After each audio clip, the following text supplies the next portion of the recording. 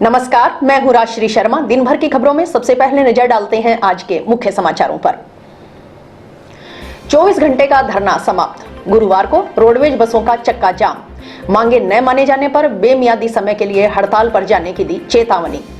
जन आक्रोश यात्रा की तैयारियों पर चर्चा। 2 दिसंबर से जिले में शुरू होगी जन आक्रोश यात्रा। काली पट्टी बांध संविदा नर्सिंग कर्मियों पर लाठीचार्ज का किया विरोध। नर्सिंग भर्ती में पद बढ़ाने की मांग कर रहे संविदा नर्सिंग कर्मी। नालियों के अधूरे निर्माण कार्य से वार्डवासी परेशान। वाहन चालकों को आवागमन में हो रही दिक्कत। वार्डवासियों ने की नगर परिषद के खिलाफ नारेबाजी।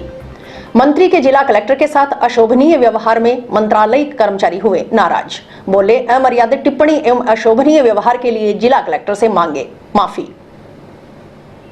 और अब समाचार विस्तार से।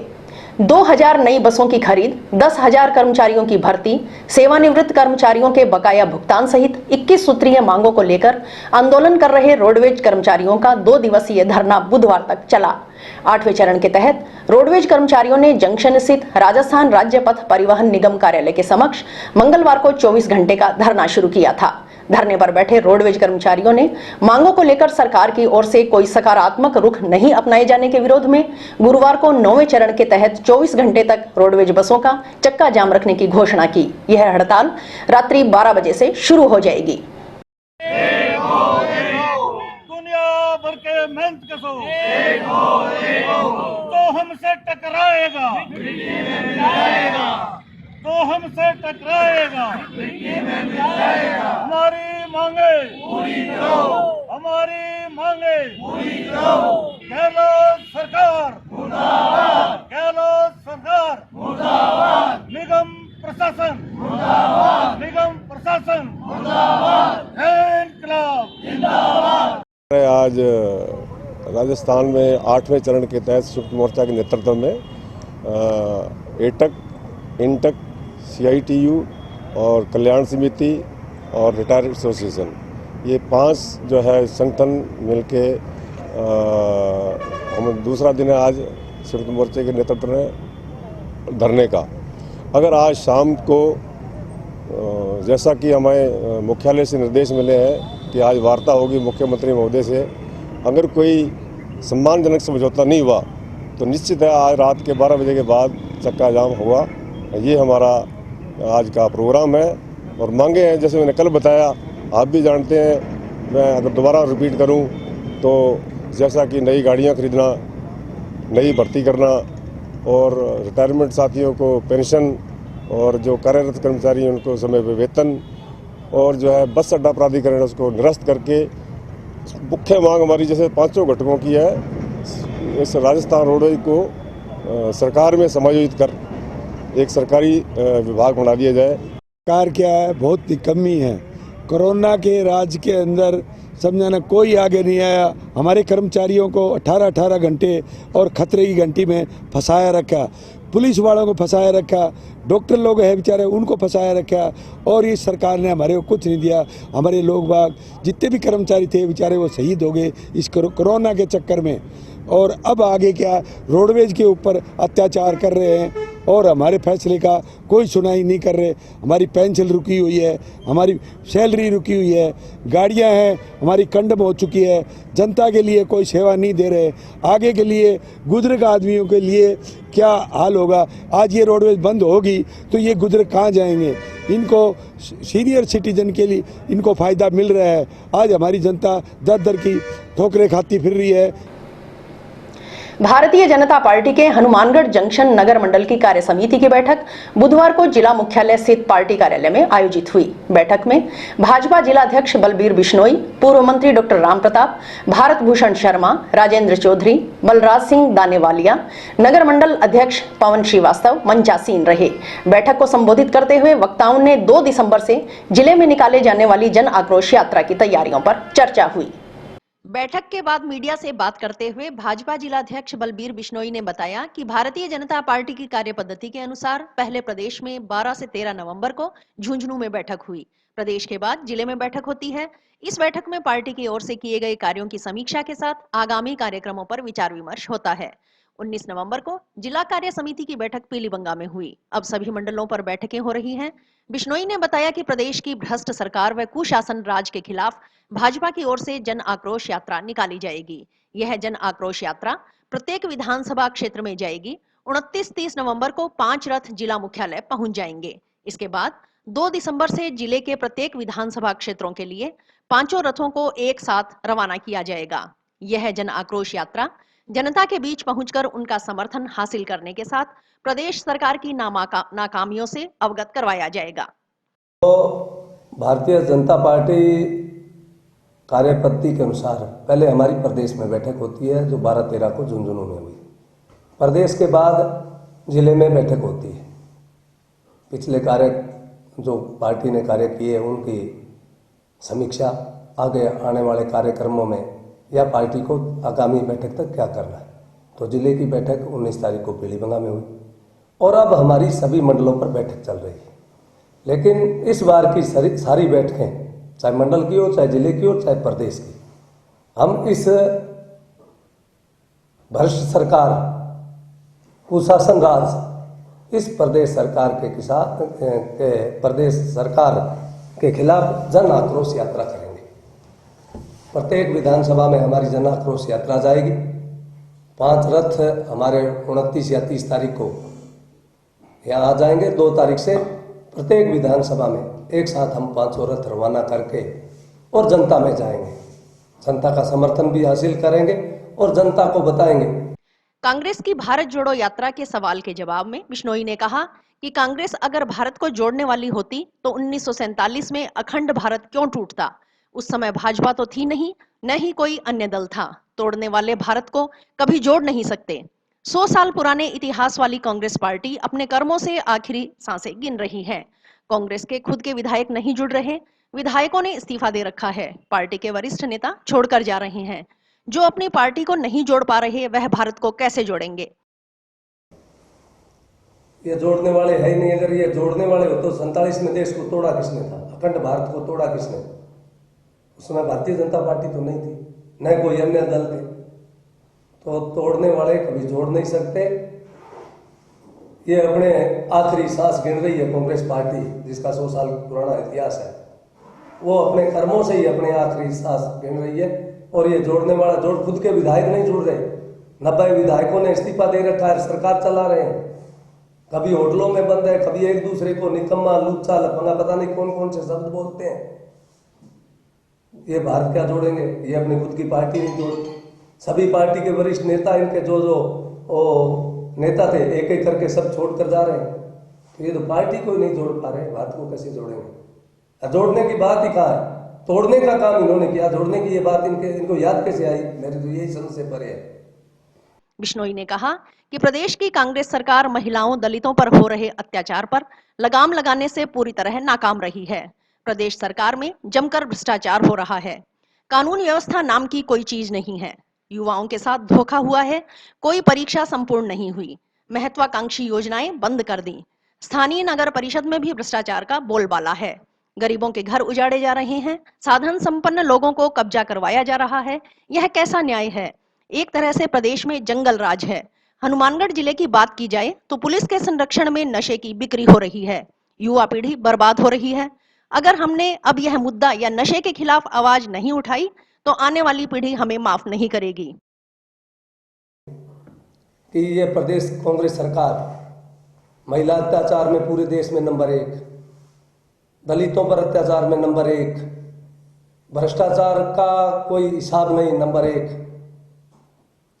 इस प्रकार इस जंगल राज और खास तौर पर इस जिले की बात करें तो नशा जो पुलिस के संरक्षण में बिक रहा है, युवा पीढ़ी बर्बाद हो रही है। और मैं तो ये मानता हूं कि अगर हमने ये मुद्दा और बीड़ा नहीं उठाया तो आने वाली पीढ़ी हमें भी माफ नहीं करेगी। इन सब बातों को लेकर जनता के बीच जाएंगे, जनता का समर्थन हासिल करेंगे और 2023 में निश्चित तौर पर इस भ्रष्ट सरकार को, कुशासन सरकार को, जंगल राज को सदा सदा के लिए राजस्थान से हम विदा करने का काम करेंगे।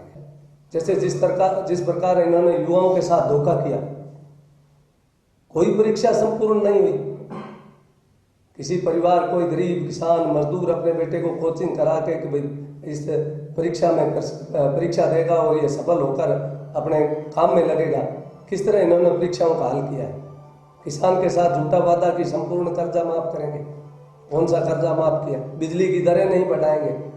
अब होगा न्याय, कौन सा न्याय किया? सबसे ज्यादा दलितों पर और महिलाओं पर अत्याचार, कानून व्यवस्था नाम की कोई चीज नहीं। जो योजनाएं लागू की थी इस शहर के लिए कितनी महत्वाकांक्षी योजना, चाहे शहर कोई समझे नहीं समझे। 281 करोड़ की सबसे पहले आदमी को चाहिए तो पीने का शुद्ध पानी चाहिए, उसका इन्होंने क्या हल किया है? नगर परिषद की बात करो तो भ्रष्टाचार, रोज कोर्ट से स्टे आ रहे हैं, गरीबों के घर उजाड़े जा रहे हैं और साधन संपन्न लोगों को उपलब्ध कराए जा रहे हैं। ये कौन सा न्याय? इस अन्याय के खिलाफ भारतीय जनता पार्टी एकजुट होकर लड़े। जिलाध्यक्ष बिश्नोई ने बताया कि जन आक्रोश यात्रा प्रत्येक गांव में जाएगी।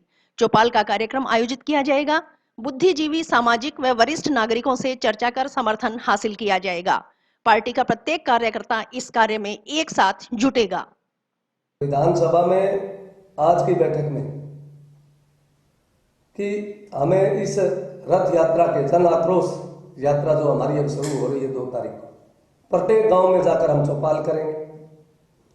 वहां से जो भी बुद्धिजीवी लोग हैं, सामाजिक लोग हैं, वरिष्ठ लोग हैं, उनसे हम चर्चा करके समर्थन हासिल करेंगे और पार्टी का प्रत्येक कार्यकर्ता इसमें एक साथ जुटकर, क्योंकि विधानसभा वार भी हमें समस्या, क्योंकि प्रदेश की कुछ तो कॉमन समस्या है। जयपुर में संविदा नर्सिंग कर्मियों पर किए गए लाठीचार्ज के विरोध में बुधवार को जिले भर के स्वास्थ्य केंद्रों में सेवाएं दे रहे नर्सिंग कर्मियों ने कार्यस्थल पर काली पट्टी बांधकर विरोध दर्ज करवाया। इसके साथ ही उन्होंने नर्सिंग भर्ती में पद बढ़ाने की मांग की। सुरेशिया स्थित शहरी प्राथमिक स्वास्थ्य केंद्र के नर्सिंग ऑफिसर राकेश गोदारा ने बताया कि प्रदेश में नर्सिंग ऑफिसर के 1200 से अधिक पदों के लिए भर्ती प्रक्रिया शुरू की गई है, जो बोनस के आधार पर होगी, लेकिन भर्ती के पदों की संख्या काफी कम है। इस कारण पुराने संविदा कर्मी जिन्होंने बोनस ले रखा है वह इस भर्ती से वंचित रह जाएंगे। 21 नवंबर को जयपुर में संविदा नर्सेज की ओर से नर्सिंग ऑफिसर भर्ती में पद बढ़ाने के लिए पद जोड़ो यात्रा निकाली जा रही थी। पद जोड़ो यात्रा में लोकतांत्रिक तरीके से प्रदर्शन कर रहे नर्सेज पर पुलिस ने लाठीचार्ज किया। इसमें गर्भवती नर्सेज कार्मिकों सहित अनेक नर्सेज घायल हो गए। साथ ही संविदा नर्सेज को गिरफ्तार भी किया गया, जो कि बहुत ही दुर्भाग्यपूर्ण है।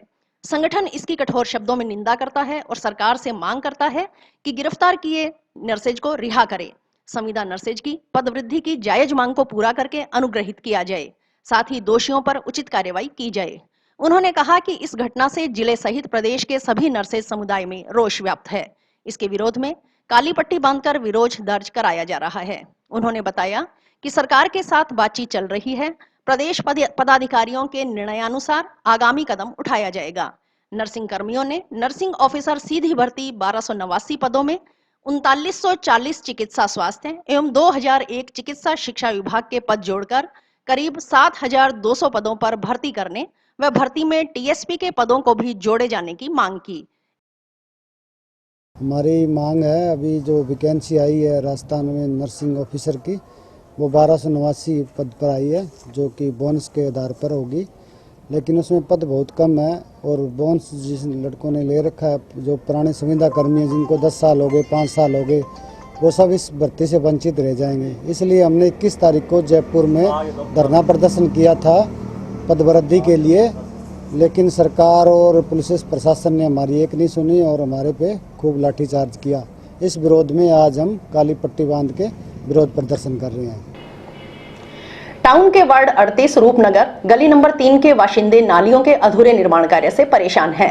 नगर परिषद की ओर से नाली रिपेयरिंग व सीसी सड़क निर्माण कार्य के लिए जिस कंपनी को ठेका दिया गया है, उस कंपनी की ओर से कई जगह नाली की मरम्मत तो करवा दी गई, लेकिन उस पर लोहे की जालियां लगाकर नाली को ढकवाया नहीं गया है। कई जगह नाली की मरम्मत का कार्य अधूरा छोड़ दिया गया है, जबकि सड़क का निर्माण कार्य अभी तक शुरू ही नहीं हो पाया है।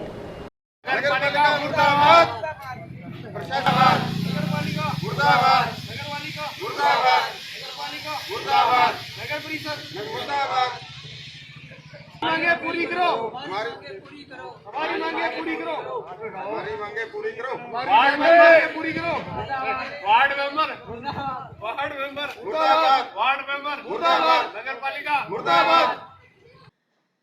बताया जा रहा है कि नाली व सड़क निर्माण कार्य के लिए जुलाई माह में टेंडर हुए थे, जबकि करीब 4 माह बाद भी निर्माण कार्य अधर-झूल में है।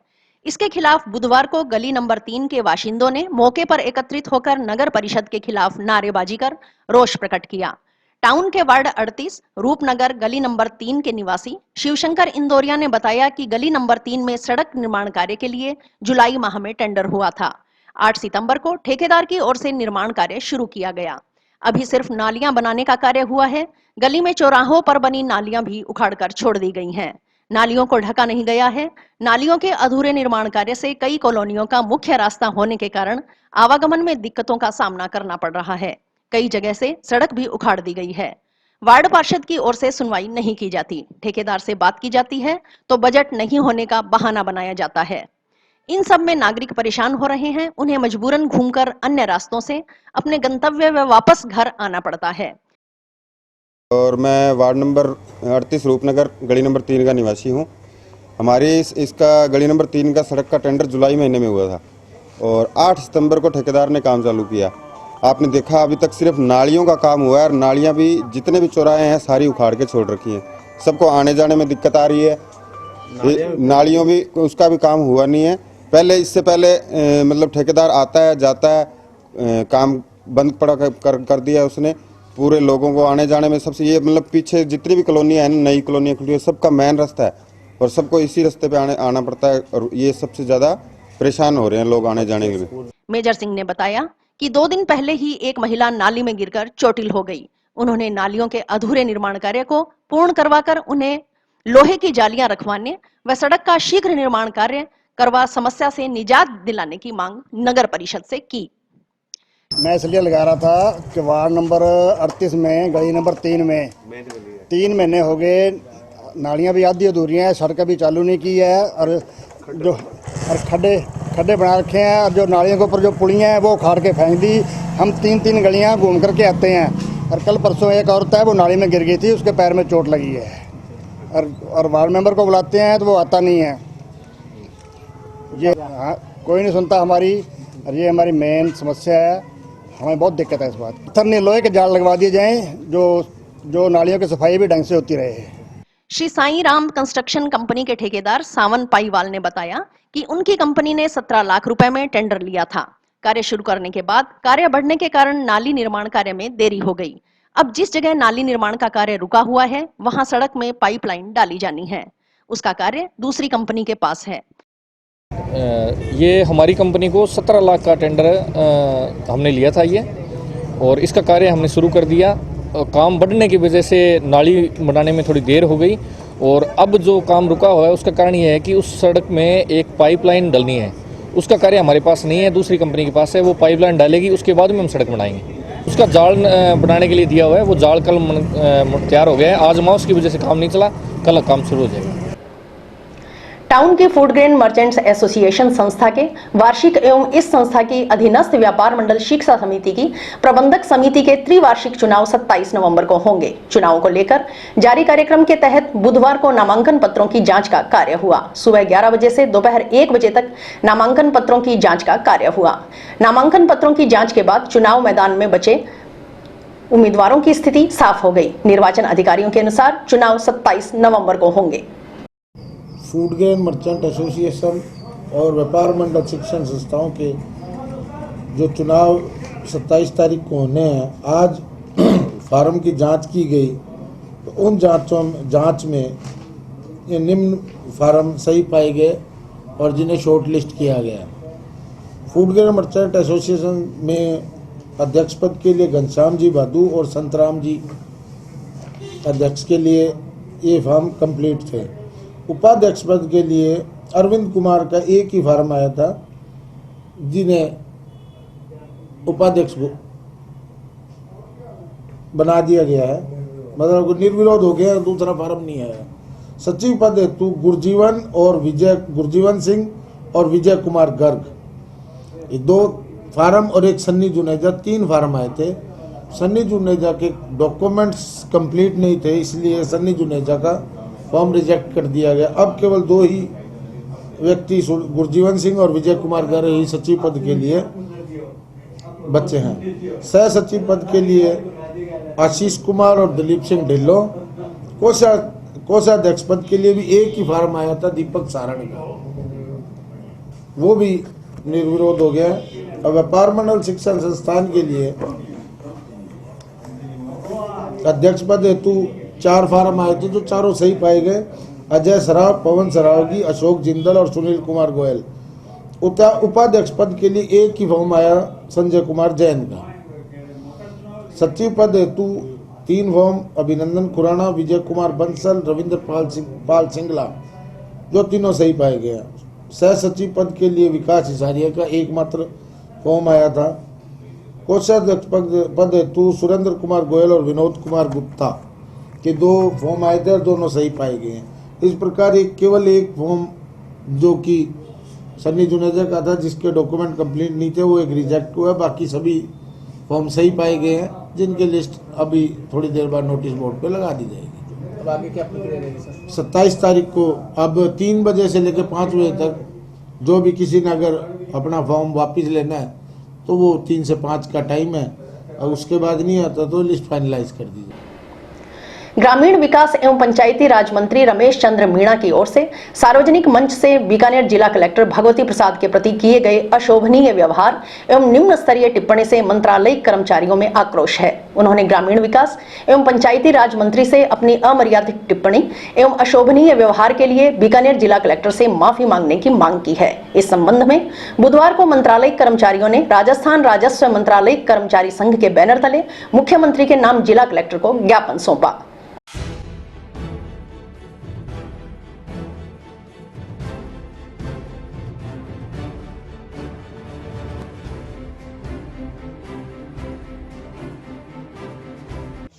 बीकानेर जिला कलेक्टर मुद्दे के साथ में जो अभी मंत्री मुद्दे ने अपशब्द बोल के उनका जो अपमान किया था, उस अपमान के संबंध में हमारे पूरे राजस्थान के राजस्व मंत्रालय कर्मचारी संघ व्यथित हुआ। और हमारे मुखिया के साथ में इस प्रकार की घटना होने के कारण हनुमानगढ़ जिला भी बहुत ही व्यथित होने के कारण आज माननीय जिला कलेक्टर महोदय को मुख्यमंत्री के नाम से ज्ञापन दिया गया। हम मुख्यमंत्री महोदय से आशा करते हैं कि वो इसके अंदर संज्ञान लेके नियमानुसार जो भी उचित कार्य करें। और अभी वक्त है एक ब्रेक का।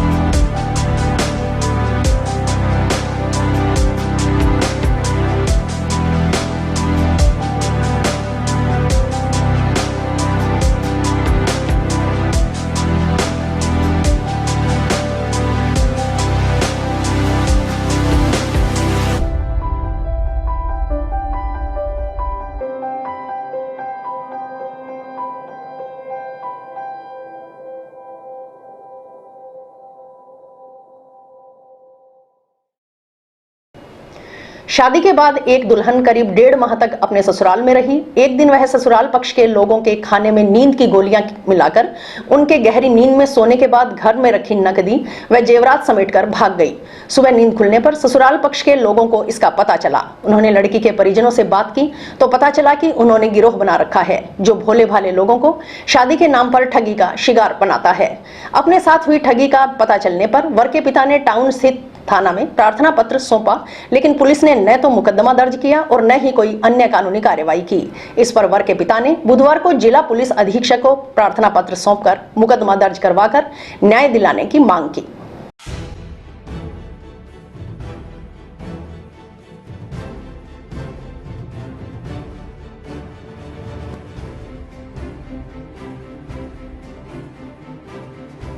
जी है वह हेड कांस्टेबल है, उनको उनके पास था। उन्होंने किसी प्रकार की कोई जांच नहीं करी।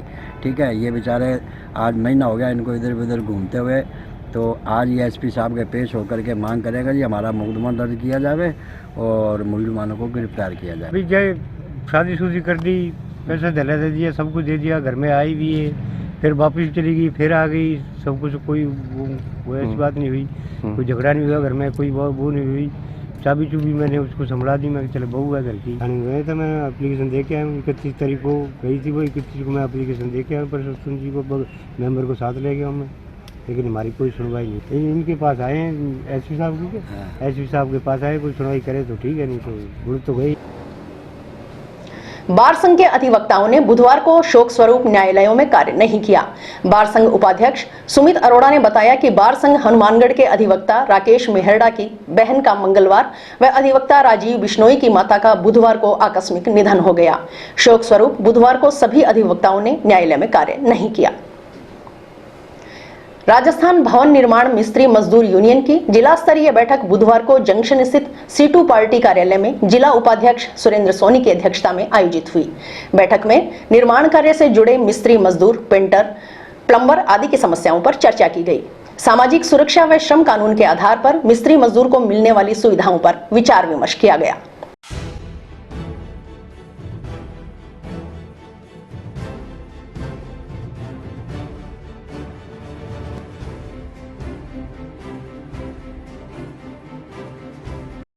आज यहाँ CI2 ऑफिस हनुमानगढ़ जंक्शन में राजस्थान भवन निर्माण मिस्त्री मजदूर यूनियन की जिले की मीटिंग हमारे जो जिला उपाध्यक्ष है सुरेंद्र सोनी, उनकी अध्यक्षता में यहाँ रखी गई है।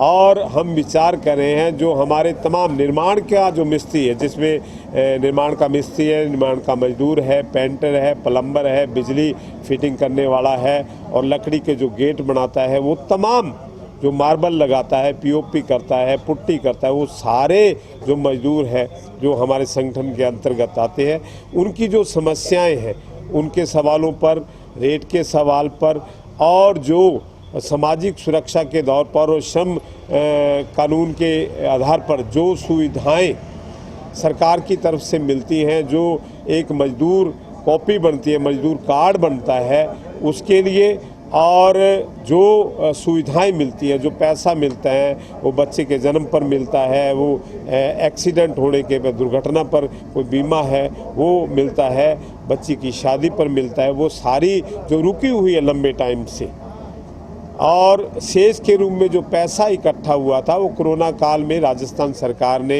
निकलवा कर खर्च कर लिया और वापस उस विभाग को नहीं दिया, इसलिए वो सारी सुविधाएं रुकी हुई है। आज हम पूरे जिले के पदाधिकारी आए हुए चर्चा करेंगे और आने वाले समय में एक जोरदार प्रदर्शन भी हम श्रम विभाग पर करेंगे और पूरे जिले में इस यूनियन को आगे बढ़ाने के लिए और मजदूरों के हकों के लिए लड़ने के लिए ये हमारा संगठन काम करेगा। इन सारे सवालों पर आज विचार होगा। दुष्कर्म पीड़िता को नामजद आरोपियों की जगह अन्य लोगों के नाम लेने के लिए धमकाने वाले जांच अधिकारी के खिलाफ कार्रवाई करने व नामजद आरोपियों को गिरफ्तार करने की मांग को लेकर ऑल इंडिया SC/ST, OBC व माइनॉरिटी ब्रदरहुड कमेटी सदस्यों ने बुधवार को जिला पुलिस अधीक्षक को ज्ञापन सौंपा।